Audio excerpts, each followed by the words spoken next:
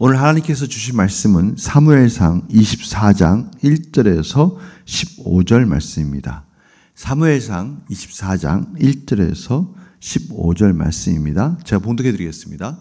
사울이 블레셋 사람을 쫓다가 돌아오매 어떤 사람이 그에게 말하여 이르되 보소서 다윗이 엔게디 광야에 있더이다 하니 사울이 온 이스라엘에서 택한 사람 3,000명을 거느리고 다윗과 그의 사람들을 찾으러 들렴소 바위로 갈새 길가 양의 우리에 이른즉 굴이 있는지라 사울이 뒤를 보러 들어가니라 다윗과 그의 사람들이 그글 깊은 곳에 있더니 다윗의 사람들이 이르되 보소서 여호와께서 당신에 이르시기를 내가 원수를 내 손에 넘기리니 내 생각에 좋은 대로 그에게 행하라 하시더니 이것이 그날이니이다 하니 다윗이 일어나서 사울의 겉옷자락을 가만히 베니라.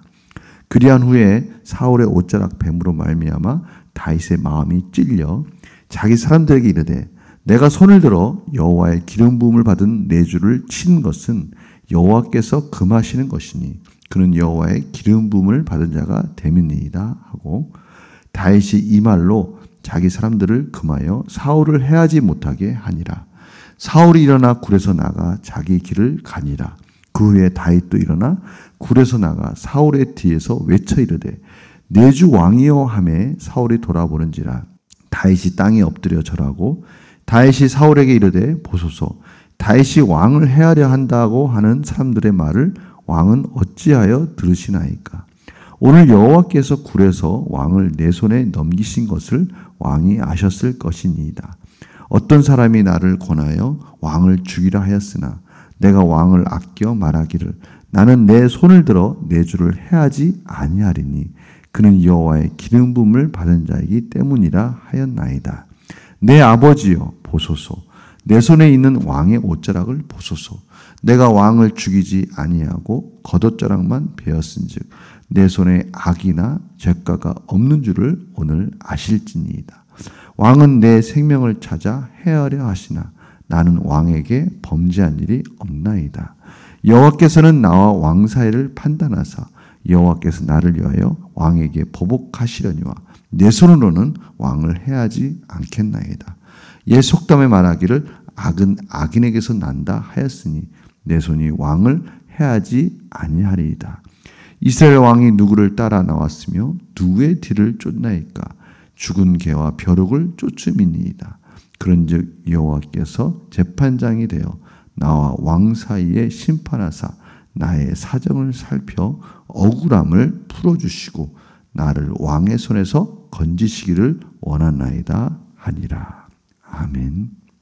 오늘 본문을 보니까요, 제가 이렇게 이 제목을 붙이고 싶습니다. 시즌 1, 도망자 시즌 1이 끝났고 이제 도망자 시즌 2가 시작된다. 저는 이렇게 말하고 싶어요. 왜냐하면 시즌 1은 도망가기에 정말 바쁜 다윗의 시기라면 시즌 2, 이제 24장부터는 다윗에게 또 다른 도망자의 그런 삶이 시작된다는 걸 알 수 있습니다. 정말 시즌 1은 도망가기 바쁜 다윗이 뭔가 선택할 것이 없었어요. 도망다니기 바쁜 다윗이었다면 심지어 이방 땅까지 도망갈 정도로 망명까지 할 정도로 그러한 죽음에서 벗어나는 것이 목적이었다면 이제 똑같은 도망자의 신세지만 사울을 맞닥뜨리는 그런 시기입니다. 사울을 직접 대면하면서 하나님이 다윗에게 이제 사울을 죽일 수 있는 순간까지도 허락해 주시는 그러한 시기인 거예요.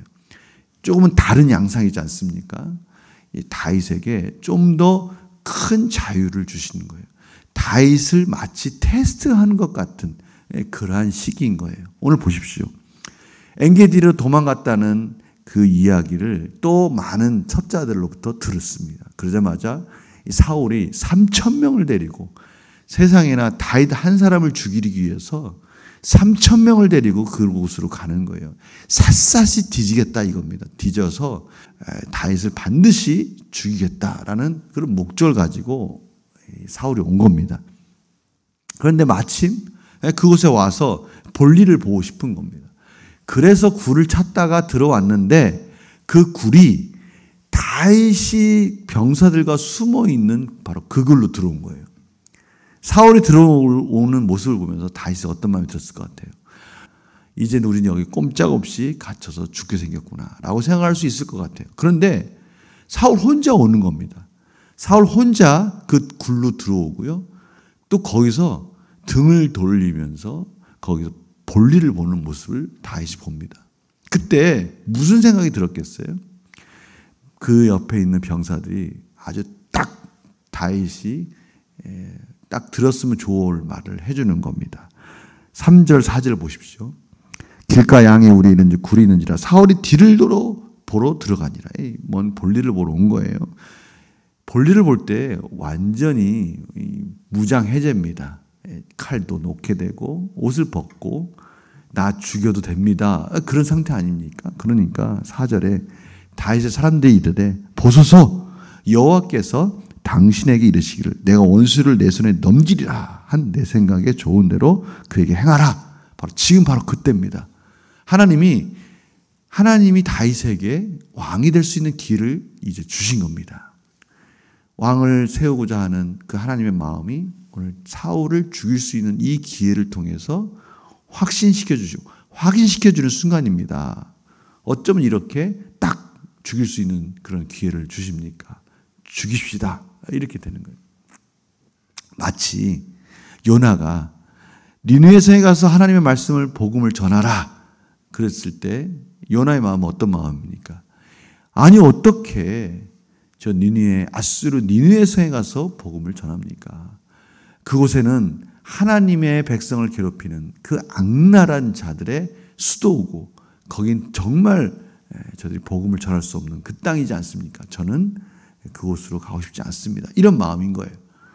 이런 마음을 가지고 욥바로 딱 내려오는데 마침 다시스로 가는 배가 와 있어요. 그럼 그렇지. 하나님도 나와 똑같은 마음일 거야. 니느웨와 완전히 다른 다시스로 가는 배가 와 있는 걸 딱 보면서 그 배를 타는 겁니다. 지금 똑같은 거예요. 하나님의 뜻과는 상관없는 그러한 기회가 주어졌는데 마치 하나님의 뜻같이 보이는 겁니다. 그런 다윗은 하나님의 기름 부음 받은 자를 차마 죽일 수 없는 거죠. 하나님을 경외하는 자가 하나님이 세운 왕을 죽일 수 없기에 그 모든 심판을 하나님께 맡기는 겁니다. 그래서 가만히 옷만 베는 건데요. 옷을 베는 것조차도 다윗은 마음에 찔리는 거예요. 그리고 병사들에게 말을 하는 거예요. 사울에게 손끝 하나 대지 마라. 해하지 마라. 하나님이 세운 자다. 하나님만이 우리의 진정한 심판장이 될 수 있는 것이다. 그러면서 다윗에게 주어진 그 진정한 자유가 무엇인지를 다윗은 알고 있기에 그 자유를 하나님께 맡깁니다. 오늘 말씀 가운데 바로 12절에 보면요. 여호와께서는 나와 왕 사이를 판단하사 여호와께서 나를 위하여 왕에게 보복하시려니와. 너무나 하나님과 딱 맞는 마음으로 얘기를 하고 있어요. 다윗은 시편에 보면요. 다윗은 많은 시편에 보면 거기에 저주시가 있어요. 어떻게 보면 자신의 원수를 죽이고 싶은 마음이 굴뚝 같을 수 있어요. 그런데 하나님께 맡기는 거예요. 있는 말 없는 말 다 합니다. 원수에게 있는 말 없는 말 다 해요. 그런데 그것을 하나님께 맡깁니다. 하나님께 하는 거예요. 자기의 억울한 마음을 하나님께 다 쏟아냅니다. 그리고 하나님께 올려드리는 거예요. 하나님이 원수를 갚아주십시오. 하나님이 저의 대신해서 하나님께서 대신 보복하여 주십시오. 이렇게 기도하는 장면이 나옵니다. 지금 딱 그 마음인 거예요. 하나님이 저에게 보복하여 주십시오. 내 손으로 왕을 해하지 않겠나이다. 이렇게 얘기를 하는 거예요. 그러면서 스스로 사울에게 변명을 하고 자신의 억울함을 토로합니다. 15절 보십시오. 그런즉 여호와께서 재판장이 되어 나와 왕 사이에 심판하사 나의 사정을 살펴 억울함을 풀어주시고 나를 왕의 손에서 건지시기를 원하나이다. 사울에게 아버지여 나의 주여 이렇게 이 호칭을 붙이면서 저는 절대 왕을 해하려는 사람이 아닙니다. 보십시오. 이 옷자락을 보십시오. 악인에게서 악이 나올지언정 저는 왕을 해하거나 왕을 죽이면서까지 왕의 자리에 오르려 하는 자가 아닙니다. 주변에서 사울의 신하들이 그랬겠죠. 저 다윗이 왕이 되려고 합니다. 저 다윗이 왕을 해하려고 합니다. 그러니 빨리 먼저 다윗을 죽이려야 됩니다. 사울의 신하들이 그렇게 부추겼을지 모릅니다. 그러나 보십시오. 제가 왕을 죽이려 한다면 죽일 수 있었을 거 아닙니까? 그러나 저는 절대 그렇게 해하려고 하는 자가 아닙니다. 라고 하나님만이 저의 재판장이십니다. 저의 억울함을 풀어주실 겁니다. 라고 그렇게 말을 하는 장면을 보는 겁니다. 성숙된 다윗의 모습이죠. 다윗의 마음에 하나님을 경외하는 마음이 더 큰 거예요.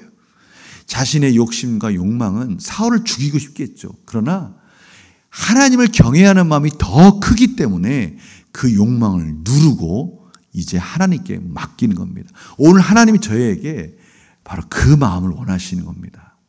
하나님을 경외하는 마음, 하나님의 은혜가 더 크기 때문에 그 마음이 우리의 욕망과 죄를 누르고 하나님의 뜻 가운데 순종하기를 원하는 겁니다. 어쩌면 오늘 이 상황과 같이 저희들이 할 수 있으면 모든 일을 할 수 있는 그런 상황이 펼쳐질 수 있을 겁니다. 마치 내 욕망을 채울 수 있는 그런 기회가 주어진 것 같은 모든 것들이 다 열려 있는 그러한 순간의 선택이 올 겁니다.